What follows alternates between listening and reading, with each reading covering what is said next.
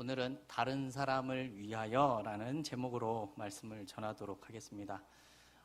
추운 날씨에도 불구하고 이 자리를 찾아주신 우리 여러분들 많이 계신데요.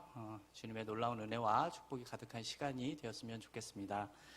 네, 오늘 우리가 살펴볼 본문의 내용은요, 이 고린도전서 이 8장에 나와 있는 내용과 이 오늘 본문을 보게 되면은 이 공통적인 그런 문제에 대한 말씀이 나오고 있습니다. 바로 우상에게 드려진 제물을 먹는 것에 대한, 즉 우상 제물의 취식 문제를 말씀하고 있습니다.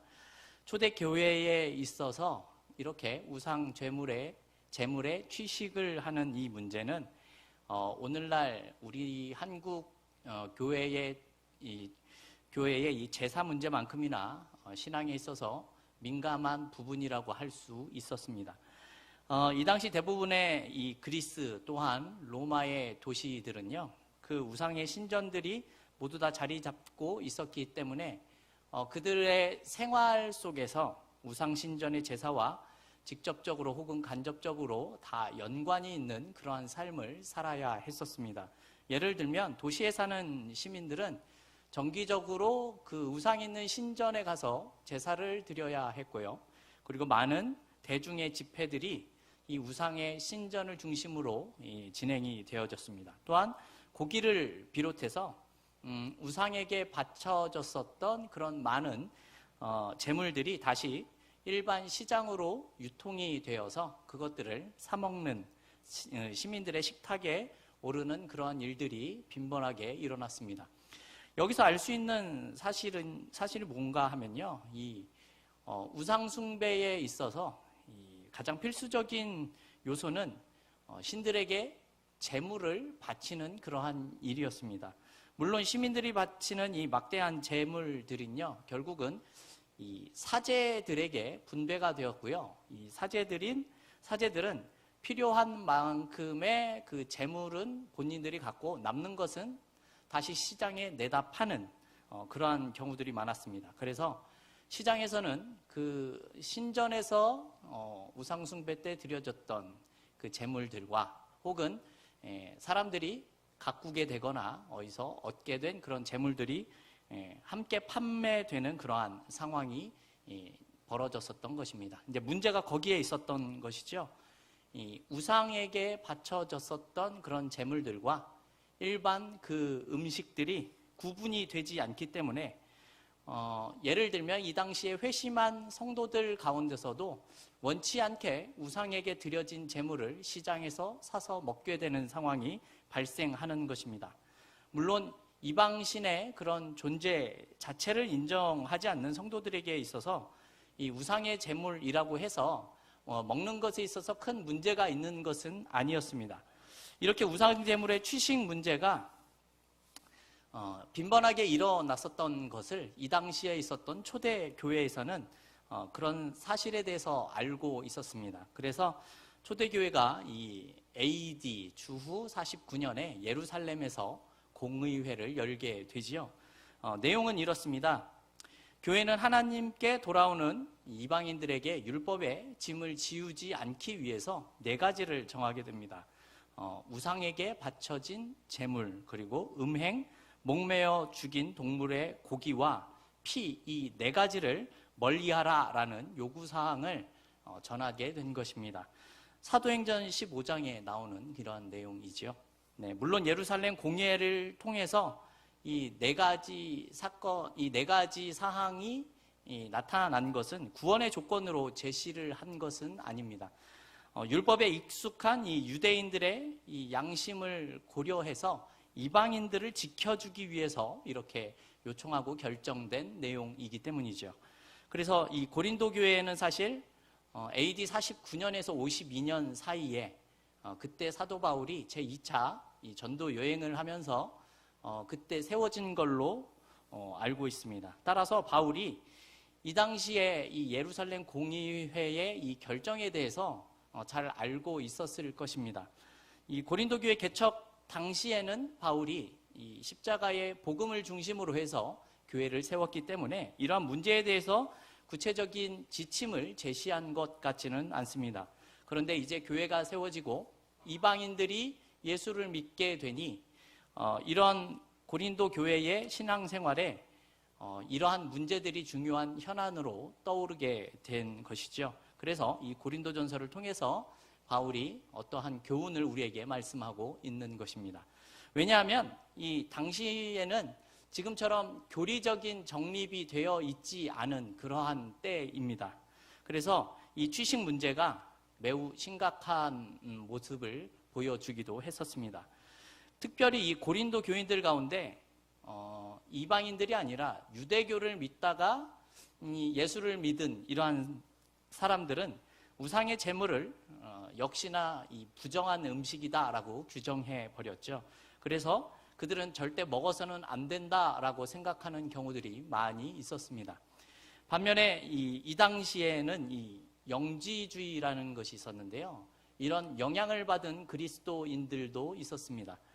영지주의 입장에서 자유라는 것이 예수를 믿는 것에 있어서 매우 큰 문제를 야기할 수가 있었습니다. 어떠한 뜻인가 하면 영지주의라는 게 아주 그냥 편하게 쉽게 말씀을 드리면 영적인 것은 선하고 육적인 것은 악하다라는 기본적인 취지를 가지고 있습니다. 그래서 이 육적인 것은 빨리 벗어버려야 하는 그러한 존재로, 그러한 것으로 생각합니다.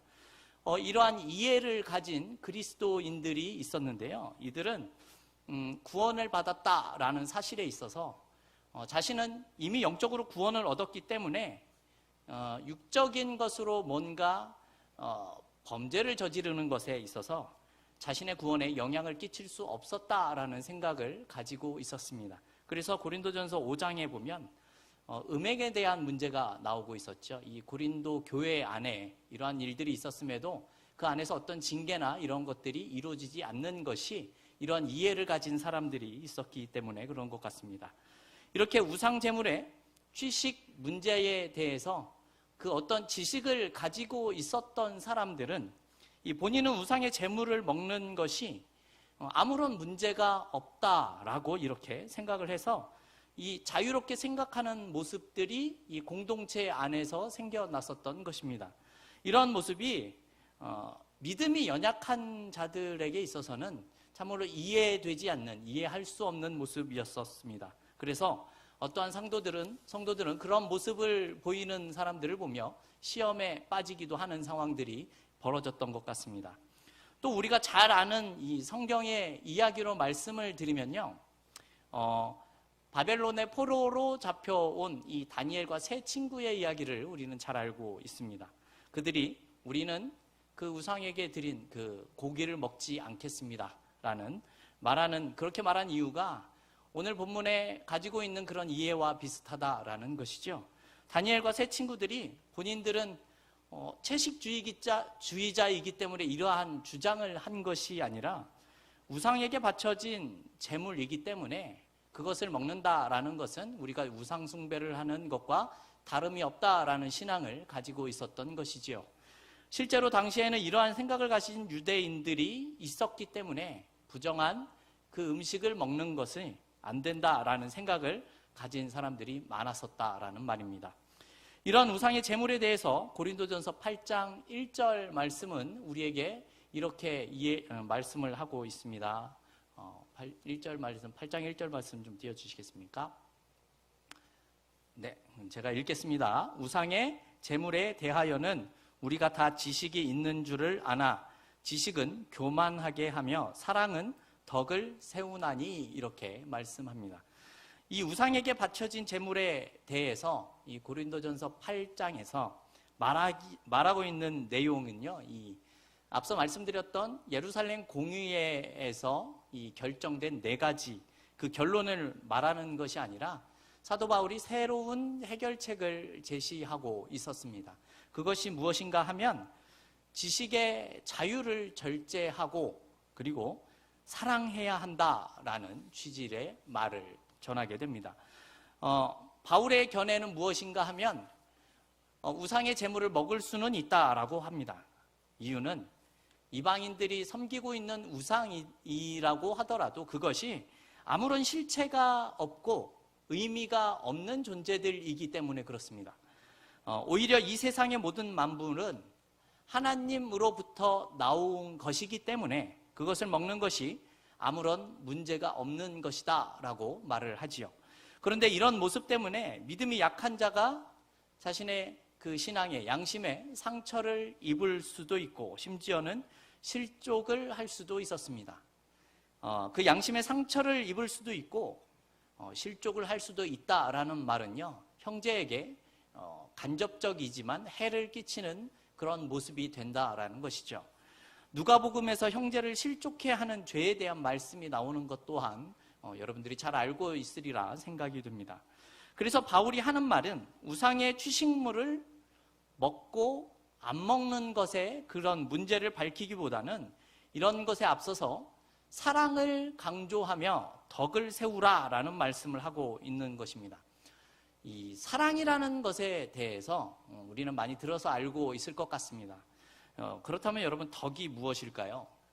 이 사전을 찾아보면 덕에 대해서 이렇게 표현을 합니다. 첫 번째는 이 도덕적, 윤리적 이상을 실천해 나가는 인격적인 능력이다 이렇게 표현하고요. 두 번째는 공정하고 남을 넓게 이해하고 받아들이는 마음이나 행동이다 이렇게 사전적으로는 정의가 되어져 있습니다. 오늘 본문에 나오는 덕이라는 말은요, 사실은 헬라어이고 이 오이코도메이라는 이런 헬라어입니다. 여기서 나온 이 헬라어 원어의 뜻은 방금 말씀드린 내용과는 조금 다릅니다. 하지만 덕에 대한 방금 우리가 읽어본 이 두 번째 의미, 공정하고 남을 넓게 이해하고 받아들이려고 하는 마음이나 행동이라는 이 내용은 이 바울이 말하고 있는 사랑의 개념과 많이 흡사하다라는 사실을 우리가 알 수 있습니다. 남들이 어떻게 생각하고 행동하는 것에 대해서 배려를 가지고 있는 모습이다라고 볼 수 있는 것이죠. 이 8장에서는 바울이 이런 이야기를 합니다. 그렇다면 오늘 본문에서는 어떠한 내용을 말하고 있습니까? 오늘 본문 23절, 24절 말씀 우리 같이 한번 읽어보겠습니다. 23절부터 있습니다. 모든 것이 가하나 모든 것이 유익한 것이 아니요 모든 것이 가하나 모든 것이 덕을 세우는 것이 아니니 누구든지 자기의 유익을 구치 말고 남의 유익을 구하라. 아멘. 이렇게 말씀하고 있습니다. 우리가 읽은 말씀을 보게 되면 그리스도인들이 어떻게 행동해야 하는지에 대한 내용이 나타나고 있죠. 24절의 내용을 보게 되면 그리스도인들은 자신보다는 다른 사람의 유익을 우선적으로 추구해야 한다 이렇게 말씀합니다. 바울은 이것을 설명하기 위해서 다시 우상 제물의 취식 문제를 거론하게 됩니다. 그리스도인들은 자유롭기 때문에 비록 그것이 우상의 제물이라고 할지라도 거리낌 없이 감사함으로 먹을 수는 있다라고 말을 하지요. 그러나 우상의 제물을 먹는 것이 아직 영적으로 성숙하지 못한 그러한 자들의 양심에 영향을 미쳐서 실족할 가능성이 있다면 먹지 않는 것이 그리스도인의 덕이 되는 것이고 그것이 자신의 자유를 올바르게 사용하는 것이다 라고 말씀하고 있는 겁니다. 27절 말씀을 제가 읽어보겠습니다. 불신자 중 누가 너희를 청하매 너희가 가고자 하거든 너희 앞에 무엇이든지 차려놓은 것은 양심을 위하여 묻지 말고 먹으라 이렇게 말씀하고 있습니다. 여러분 무슨 뜻입니까? 불신자가 초청을 했습니다.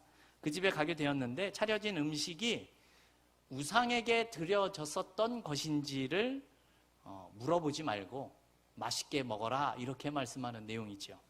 불신자에게 이런 것을 먹으면 하나님이 기뻐하시지 않는다라는 그런 가르침을 주는 것이 아니라 그냥 먹어주는 것이 더 유익이 되는 것이다라고 말씀합니다. 28절도 제가 읽어보겠습니다. 누가 너희에게 이것이 재물이라 말하거든 알게 한 자와 및 양심을 위하여 먹지 말라 이렇게 말씀하죠. 이 말씀은 이 불신자가 우상의 재물을 가지고 음식을 차린 것에 대해서 누군가 말을 하게 되면 그 자리에 믿음이 연약한 자가 있기 때문에 그것을 먹는 것 때문에 시험에 들 수도 있으니 먹지 않는 것이 좋다라는 의미가 됩니다. 방금 읽어보았었던 이 두 말씀에서 말하고 있는 내용이 무엇입니까? 우리는 연약한 믿음을 가지고 있는 자들의 양심에 민감하게 반응하는 것이 좋다라는 내용이죠. 그냥 무심한 행동을 하는 것이 아니라 타인이 어쩌면 상처를 입을 수도 있을 것 같다라는 그러한 내용까지 고려하는 성숙한 신앙을 가지는 것이 중요하다라는 말씀입니다. 자신은 이런 문제에 대해서 나는 자유롭기 때문에 아무런 행동을 해도 문제가 없다 이렇게 생각을 하는 것이 아니라 다른 사람들에게 유익을 끼치고 덕을 세우는 모습이 필요하다라는 말씀을 하는 것이죠. 나의 유익만 생각하는 것은 자유가 아니라 방종의 모습이 될 수도 있다라고 말씀하는 것입니다. 여기서 우리는 이 8장 1절과 오늘 본문 23절에 나오는 이 덕에 대해서 다시 한번 생각해 볼 필요가 있습니다. 앞서 제가 말씀드렸지만 8장 1절에서는 지식보다는 사랑에 근거하여 덕을 세우라라는 말씀을 합니다. 그리고 오늘 본문 23절에서도 덕을 세워라 이렇게 말씀하고 있는데요. 이 덕을 세운다라는 말은 앞서 말씀드렸지만 이 헬라어로 오이코도메이라고 합니다. 이게 무슨 뜻인가 하면 건축을 하는 행위다라는 뜻입니다. 덕을 세운다라는 것이 어떠한 것을 건축을 하는 행위와 같다라는 표현이 되죠. 여러분 그렇다면 무엇을 건축하는 행위가 되겠습니까? 바로 교회를 건축하는 것이다 라는 뜻이 되는 겁니다. 덕을 세운다라는 말씀이 교회를 세워가는 것이다 라는 뜻이 된다는 겁니다. 23절 말씀은 모든 것이 허락이 되었지만 그 모든 것이 늘 유익한 것은 아니고 그 모든 것이 늘 교회를 세우는 것은 아니다 라는 뜻으로 말씀하고 있는 겁니다. 우리는 예수를 믿어 구원을 받고 진리 안에서 자유함을 누리며 살아가는 자들이 되었지만 오늘 본문이 우리에게 하는 말씀의 내용은 무엇입니까? 그 자유 안에서 모든 것이 허락되었지만 그 자유롭게 하는 그 모든 것이 항상 교회를 세우는 것은 아니다라는 뜻으로 말씀하는 겁니다. 그러면서 하는 말이 24절에서 남의 유익을 구하라 이렇게 말씀하죠. 23절과 연관시켜서 생각을 해보면 이 남의 유익을 구하는 것이 덕을 세우는 것, 곧 교회를 세워가는 일이 될 수 있다 이렇게 말씀하는 겁니다. 성도 여러분, 우리는 교회를 세워가는 것이다 라고 하면 어떠한 내용들이 머릿속에 떠오르게 됩니까? 어떤 분들은 헌금을 많이 하는 것이 머릿속에 떠오를 수도 있습니다. 그리고 어떤 분들은 기도를 많이 하는 것이 머릿속에 떠오를 수도 있습니다. 그리고 어떤 분들은 봉사와 희생을 많이 하는 것이다 라고 생각할 수 있습니다. 하지만 오늘 사도 바울이 우리에게 하는 얘기는 고린도 교회를 하는 말은 나의 신앙이 연약한 형제들을 위해서는 나의 자유를 절제할 수도 있어야 한다라는 것이죠. 그 말 안에는 내가 하고 싶은 말이나 행동들, 그런 것들을 하지 않는 것이 오히려 교회를 세우는 데 도움이 될 수 있다라고 하는 말씀입니다. 이러한 모습을 고린도전서 8장 1절에서는 지식을 드러내는 것보다 사랑으로 덕을 세우는 것이다 라고 표현을 하고요. 이러한 모습으로 교회를 세울 수 있다라고 말을 합니다. 오늘 본문에서는 남의 유익을 위하여 자신의 자유를 절제할 수 있는 것이 덕을 세울 수 있는 일이다. 즉 교회를 세워가는 일이 된다. 이렇게 말씀하고 있는 겁니다. 성도 여러분, 연약한 성도들을 위해서 그들의 유익을 위해서 덕을 세우는 것이 우리에게 무엇을 요구하고 있는 것 같으십니까? 우리가 잘 아는 말씀으로 말씀을 드리면 고린도전서 13장에 나오는 사랑이라는 것으로 가능하다, 우리는 말씀드릴 수 있을 것 같습니다. 그러면 이러한 질문도 우리에게 요구될 수 있을 것 같습니다. 나는 과연 이웃을 사랑하고 있는가라는 것이죠. 나는 남의 유익을 구하면서 살고 있는가라는 질문을 할 수 있을 것입니다. 이러한 모습이 되려면 사실 우리 가운데 늘 형제를 사랑하는 마음이 있어야 이것이 가능한 일일 겁니다. 이러한 사랑이 때로는 우리의 자유를 절제하는 모습도 필요하고 그들의 유익을 구하는 모습이 나올 수도 있기 때문에 그렇죠. 사실 우리 모두가 잘 아는 이야기입니다. 그런데 이것을 실천하는 것은 또 다른 문제다라는 사실을 우리는 잘 알고 있습니다. 모든 성도들이 사실은 교회에 유익을 끼치고 싶어 하고 또 교회를 위해서 많은 것들을 감당하고자 하는 마음이 있다라는 것은 모든 성도들의 동일한 마음일 겁니다. 그런데 문제는 서로가 교회를 위하여 무언가 유익이 되고자 할 때에 서로의 의견이나 생각이 그리고 또한 방법이 다르게 되면 그때부터 어려움이 조금 발생하기 시작이 되죠. 저마다 자신이 원하는 것을 하는 것이 교회에 유익이 된다라고 생각하는 경우가 많습니다. 이런 일들이 있기 때문에 우리는 실제로 교회에서의 여러 가지 사역을 하다 보면 이 마음에 상처가 생기는 경우들이 있는 것이 사실입니다. 그래서 우리는 남의 유익을 생각할 수 있는 마음도 필요한 것이지요. 틀린 것을 맞다라고 말해주라는 것이 아닙니다. 다만 지적을 잘하는 것이 좋은 그리스도인이 되는 것이 아니고 지적을 잘해서 덕을 세울 수 있는 것은 아니다라는 것입니다. 물론 분별이 필요합니다.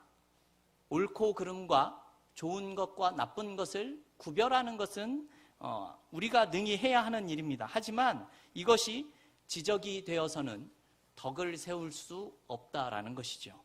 오늘 본문에 나오는 우상에게 드려진 제물은 그 음식을 준비한 사람이 다른 사람들을 대접하기 위해서 시장에서 정성껏 식재료를 사서 준비해 놓은 그러한 밥상입니다.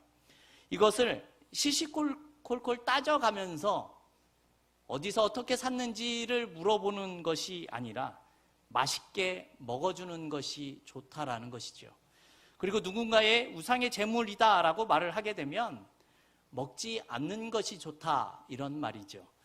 이렇게 생각을 하면 좋을 것 같습니다. 예를 들어서 제가 어떤 식사 자리에 초대를 받았는데 누군가 저에게 술을 한 잔 권한다라고 생각을 해보겠습니다.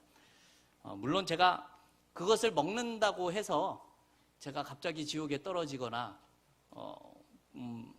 당장 죽는 것은 아닐 거라 생각을 합니다. 하지만 제가 아무런 일이 일어나지 않을 것 같은 그 술 한 잔을 받아 먹는 것 때문에 누군가가 마음에 상처를 가지게 된다면 결과적으로 먹지 않는 것이 유익이 된다라는 그런 말씀을 하고 있는 것이죠.